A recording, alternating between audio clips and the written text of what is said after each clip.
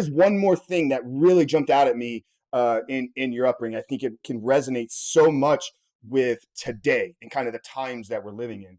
You had talked about kind of, you were this kid that had been surrounded by fear. The scarcity mindset.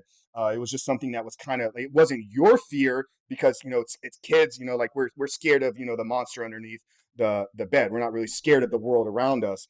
But if you can maybe, like, because we're gonna have parents listening, and obviously we're living in a crazy time. I don't want to take this conversation too off track. But we do see it kind of a lot of fear, just kind of taking, just really manifesting itself in the world. And I don't want, we don't really need to get into opinions of masks and vaccines, because I think no matter who we are, we can agree that the world is living in a state of fear right now. So maybe just talk to, perhaps the parents that are out there.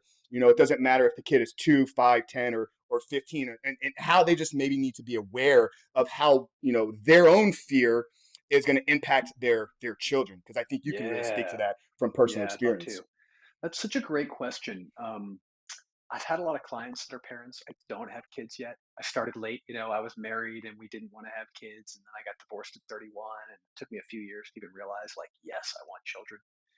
I'm with my partner now and we're building a life and we're ready to rock soon. But so I want to preface that is I don't want to give parenting advice, but I can tell you this from what I've learned about human beings, what I've learned about people's development of our belief systems, and what I've learned about our patterns and our habits. One thing that I'd love to see more people do, whether this be in our relationships, like between partners or between business partners, or between friends, or especially from parent to child, is for human beings, all of us, parents, whoever, to learn to understand our own fear and to own our fear rather than projecting it and placing all of our fear based beliefs on other people, aka your kids, your wife, your boss, your friend, right?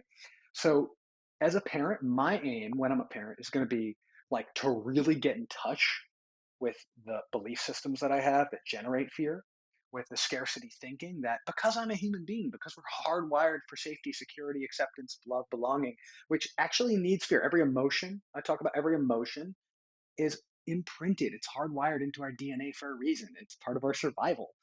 So, to get to understand the way we operate around fear, what are my tendencies around fear? What are my false beliefs around fear? What do I do in relationship when I'm in fear? How do I learn to expose myself and own my vulnerability so that I'm not just imprinting it upon my child?